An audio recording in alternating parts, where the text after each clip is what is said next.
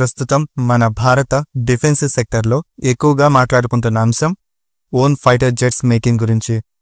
మన దేశంలో 1940లోనే ఏర్పడి ప్రస్తుతం $22 బిలియన్ సంస్థగా మారి భారత్ చేసిన ప్రతి యుద్ధంలో భారత ఎయిర్ ఫోర్స్కు తన వంతు సాయం అందించిన సంస్థ ఒకటి ఉంది. అదే HAL, హిందుస్థాన్ ఏరోనాటిక్స్ లిమిటెడ్. భారత వాయుసేనను ఎప్పటికప్పుడు బలంగా తయారు చేయడంలో తన వంతు కృషి చేస్తూ యుఎస్కి లాక్హీడ్ మార్టిన్లా భారత్కు HAL అనే స్థాయికి ఎలా ఎదిగిందో దాని చరిత్ర గురించి, భారత్కు ఎకానమీలోనూ సెక్యూరిటీలోనూ ఏ విధంగా హెల్ప్ చేస్తుందో మనం ఈ వీడియోలో తెలుసుకుందాం. HALను 1940 డిసెంబర్లో వాల్చంద్ హరిచంద్ అనే పారిశ్రామికవేత్త బెంగళూరులో దీన్ని స్థాపించారు.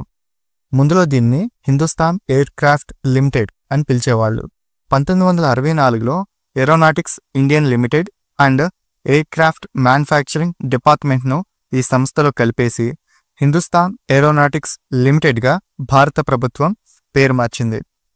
ఈ సంస్థ ఇనిషియల్గా వరల్డ్ వార్ IIలో అలైడ్ ఫోర్స్ ఉపయోగించే విమానాలకు రిపేర్ చేయడానికి ఏర్పడింది. మనకు స్వాతంత్రం వచ్చిన తర్వాత నుండి భారత వాయుసేనకు సొంత టెక్నాలజీతో యుద్ధ విమానాలు, ఏరియల్ సపోర్ట్ సిస్టమ్ను తయారు చేయడంలో ఈ సంస్థ నిమగ్నమైంది. అందులో భాగంగానే 1961లో HF-24 మారత్ అనే సొంత ఫైటర్ జెట్ని అయితే తయారు చేసింది. కానీ వీటికి పవర్ఫుల్ ఇంజన్స్ని ఫిక్స్ చేయలేక అవి ఫెయిల్ అయిపోయాయి. ఆ సమయంలోనే జర్మనీ, USSR టెక్నికల్ పార్ట్నర్షిప్తో MiG-21, Jaguar, Sukhoi 30 MK-I version fighter జెట్స్కి మోడిఫికేషన్ చేసే లైసెన్స్ అయితే పొందింది. అలా లైసెన్స్ మీద ఫైటర్ జెట్స్ని మోడిఫికేషన్ చేస్తూ అనేక టెక్నాలజీస్పై పట్టు సాధించింది. సొంత 4.5 జనరేషన్ తేజస్ లాంటి యుద్ధ విమానాలని సొంతంగా తయారు చేసుకోగలిగే స్థాయికైతే ఎదిగింది.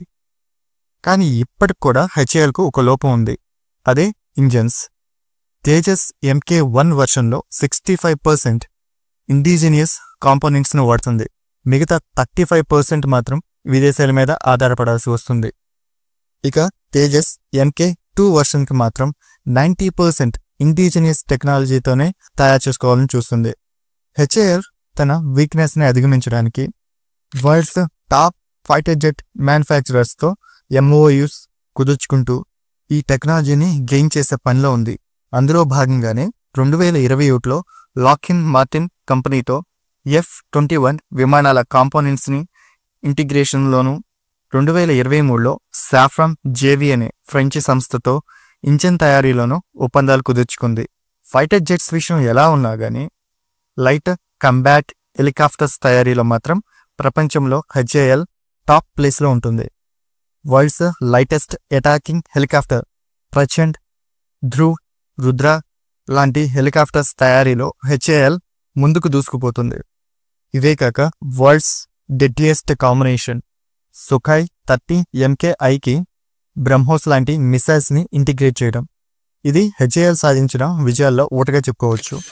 HAL ఇప్పుడు భారత్ ఆత్మనిర్భర్ భారత్ ఇనిషియేటివ్లోనూ ఆర్థిక ఎదుగుబాటులోనూ తన వంతు సాయం అందిస్తుంది. 2024లో మహారత్న స్టేటస్ను పొందింది HAL. అలానే HAL తేజస్ MK-1కు 123 ఆర్డర్స్ ఉన్నాయి. 62,700 కోట్ల విలువతో 156 ప్రచండ హెలికాప్టర్స్ ఆర్డర్స్ కూడా ఉన్నాయి. ఇవే కాక ధ్రువ్ హెలికాప్టర్స్ని మోరిషియస్, నేపాల్, నమీబియా లాంటి దేశాలకు అమ్ముతుంది. మాల్దీవ్స్ అయితే ఇప్పటికే ధ్రువ్ హెలికాప్టర్స్ని వాడుతుంది. అర్జెంటీనియా, ఈజిప్ట్, నైజీరియా లాంటి దేశాలు మన తేజస్ని కొనేందుకు ఇంట్రెస్ట్ చూపిస్తున్నారు. 2025 సంవత్సరానికి గాను HAL తన దగ్గర 1.84 లక్షల కోట్ల విలువైన ఆర్డర్స్ని పొందింది. ఈ సంవత్సరం గాను 30,400 కోట్ల రెవెన్యూ వచ్చే అవకాశం ఉంది ఈ సంస్థకు. HAL ఏరోనాటిక్స్ లిమిటెడ్ దగ్గర 34,000 మంది ఎంప్లాయీస్ ఉన్నారు. మోస్ట్లీ వీరిలో 35 years లోపు ఇంజనీర్సే. ఈ సంస్థ రీసెర్చ్ అండ్ డెవలప్మెంట్కి 2,000 crores ఖర్చు పెడుతుంది. ఇది ఇతర దేశాల కంపెనీలతో పోలిస్తే తక్కువే. ఇక్కడ గుర్తుపెట్టుకోవాల్సిన అంశం ఏంటంటే HAL ఒక ప్రభుత్వ సంస్థ. దీనికి ఫండ్స్ ఎలికేషన్లో చాలా ఇబ్బందులు ఉంటాయి. ఇక నెక్స్ట్ జనరేషన్ ప్రాజెక్ట్స్ వచ్చేసరికి AMCA 5th generation stealth fighter jets తయారీ, క్యాట్స్ ఏఐతో నడిచే డ్రోన్ స్వామ్స్, వీటిని తేజస్తో పేర్ చేస్తారు. ఐఎన్ఎస్ విక్రాంత్పై పనిచేసే నేవల్ వర్షన్ ఫైటర్ జెట్స్ అయిన TEDBF లాంటి అనేక ప్రతిష్టాత్మకమైన ప్రాజెక్ట్స్ అయితే HAL ముందు ఉన్నాయి. వీటిని సక్సెస్ఫుల్గా మన HAL కంప్లీట్ చేస్తుందని ఆశిద్దాం. HAL గురించి మీకు తెలిసిన మరిన్ని విషయాలని కామెంట్ రూపంలో తెలియజేయండి. Thank you for watching. జై హింద్.